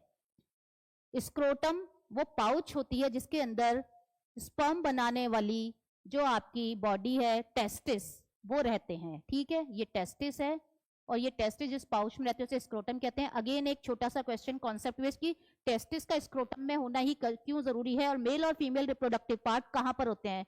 मेल और female reproductive part pelvic region में मिलेंगे, और जो टेस्टिस और ये जो होते हैं ये एब्डोमिनल कैविटी से बाहर होते हैं, पेल्विक रीजन में होते हैं। कौन से रीजन में होंगे? पेल्विक रीजन में, ठीक है। देन उसके बाद टेस्टिस स्क्रोटम में ही क्यों मिलते हैं? क्योंकि टेस्टिस को स्पर्म बनाना उसका काम है। टेस्टिस का फंक्शन क्या है? अगेन 1 मार्क का क्वेश्चन कि टेस्टिस क्या बनाता है? स्पर्म बनाता है। और ये जो स्पर्म है इनको 2 से 2.5 डिग्री सेंटीग्रेड का टेम्परेचर कम चाहिए आपके बॉडी टेम्परेचर, जो भी आपकी बॉडी का टेम्परेचर है 98.6 डिग्री फ़ारेनहाइट, उससे 2 से 2.5 डिग्री कम टेम्परेचर पे ही स्पर्म बन पाएंगे, नहीं तो नहीं।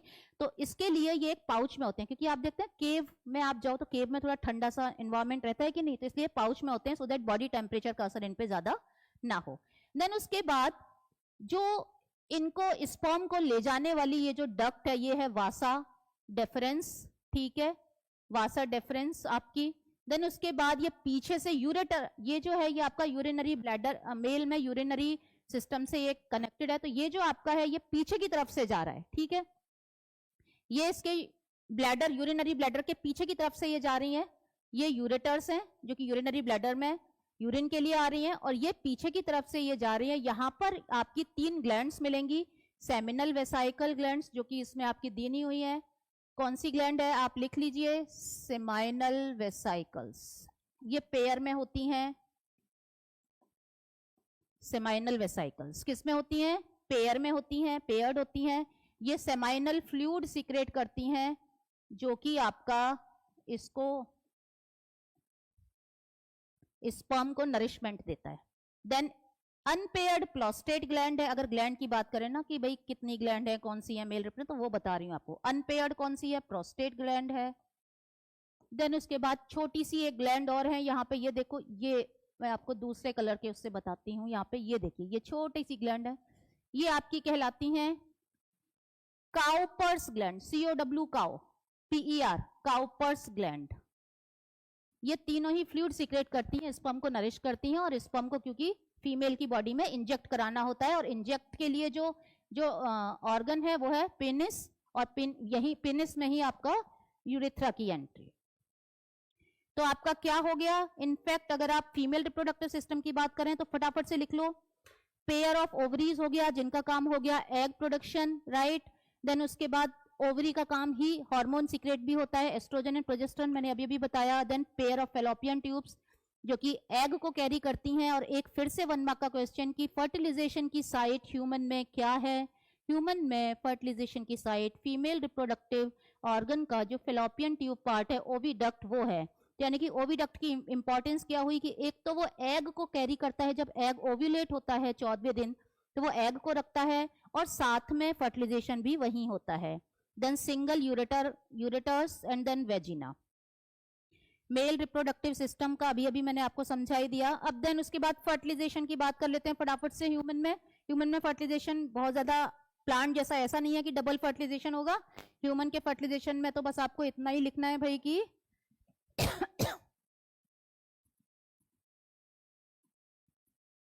कहां पे होगा? ओविडक्ट या फेलोपियन ट्यूब में होगा।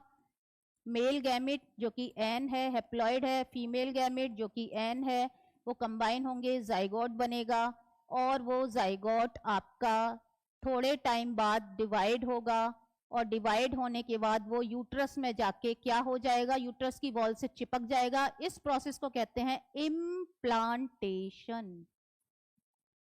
क्या कहेंगे? इम्प्लांटेशन।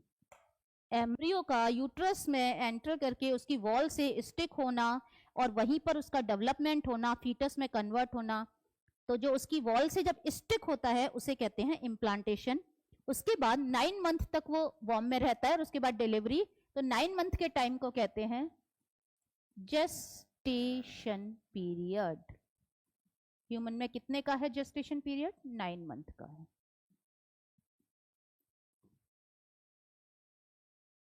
देन एक छोटा सा मैं आपको यहाँ पे फर्टिलाइजेशन से रिलेटेड, ये देखिए, ये ओवरी है, बहुत सारे एग्स प्रोड्यूस कर रही है। यहाँ से इसने एग को क्या किया? रिलीज किया। 14वें दिन एग ओव्यूलेट हो रहा है।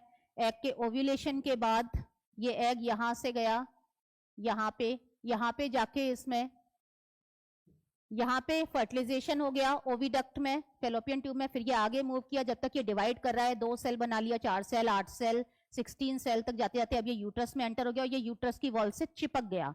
तो इसको क्या कह रहे हैं? इम्प्लांटेशन। तो ऐसा नहीं होता कि ह्यूमन में इम्प्लांटेशन जस्ट आफ्टर फर्टिलाइजेशन हो जाता है। फर्टिलाइजेशन के बाद वो थोड़ा सा सेल में डिवाइड करता है माइटोटिकली, और उसके बाद जब वो कुछ नंबर ऑफ सेल्स बना लेता है, it attains the certain number of cells, then it gets stick to the uterine wall, और इसी को कहते हैं इम्प्लांटेशन। अगर इम्प्लांटेशन हो जाता है, फर्टिलाइजेशन हो जाता है, तो 9 मंथ के लिए पीरियड्स स्टॉप हो जाते हैं और मेंस्ट्रुएशन साइकिल स्टॉप हो जाती है। इसका आपकी बुक में दे रखा है what happens if the zygote is fertilised, उसका ये दे रखा है आपकी। तो अगर क्या होगा, अगर जाइगोट फर्टिलाइज हो जाए तो जाइगोट फर्टिलाइज हो जाएगा तो आपका क्या होगा? मेंस्ट्रुएशन साइकिल स्टॉप हो जाएगी। और अगर जाइगोट फर्टिलाइज नहीं होगा तो वो डिसॉल्व हो जाएगा और 28 डेज बाद ऑटोमेटिकली मेंस्ट्रुएशन साइकिल आने लगेगी। अब एक छोटा सा सबसे लास्ट में आपका रिप्रोडक्टिव हेल्थ दे रखा है कि रिप्रोडक्टिव हेल्थ का मतलब है कि जो रिप्रोडक्टिवली किसी इंडिविजुअल को हेल्दी कैसे रहना है उसके बारे में है। तो कुछ बीमारियां दी हुई हैं रिप्रोडक्शन से रिलेटेड, और प्रेगनेंसी कंट्रोल के मेथड दिए हुए हैं। तो प्रेगनेंसी कंट्रोल के मेथड्स पहले कर लेते हैं। मैकेनिकल बैरियर, मैकेनिकल मतलब कोई प्रोविजन जिसके थ्रू आप आउटर कोई सोर्सिंग जिसके थ्रू आप उसको रोक रहे हैं, प्रिवेंट कर रहे हैं। मैकेनिकल बैरियर में condoms and cervical caps, condoms used by the mails and cervical caps used by the female. ये इसको एज इट इज बना लो, बहुत शॉर्ट एंड स्वीट है।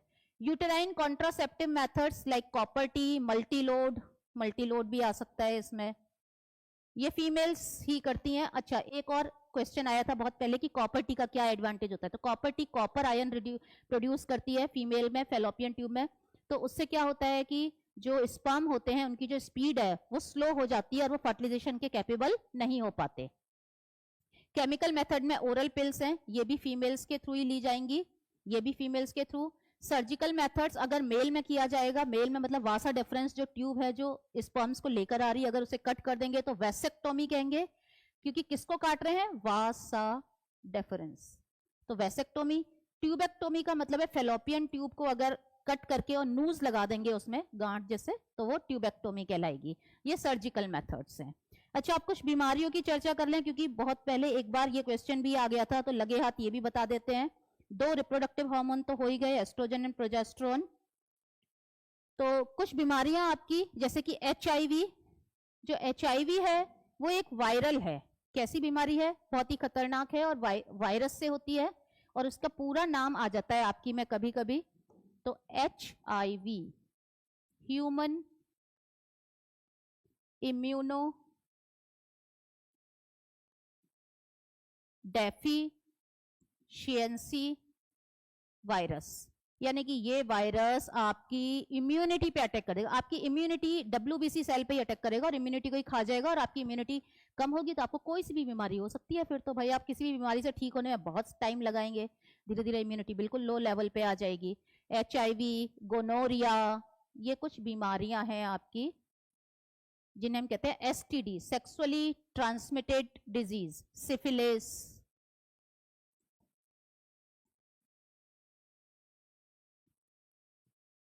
तो इस तरह से आपका ये चैप्टर कंप्लीट हो गया। बीच बीच मैंने आपको क्वेश्चंस भी बता दिए किस तरह से हैं, डिफरेंस भी हो गया आपका, सब कुछ हो गया। 1 मार्क्स के और 5 मार्क्स के। 5 मार्क्स के क्वेश्चन करने के लिए मैं आपको हमेशा एक बहुत अच्छी अप्रोच बताती हूँ, कहीं अटक जाओ तो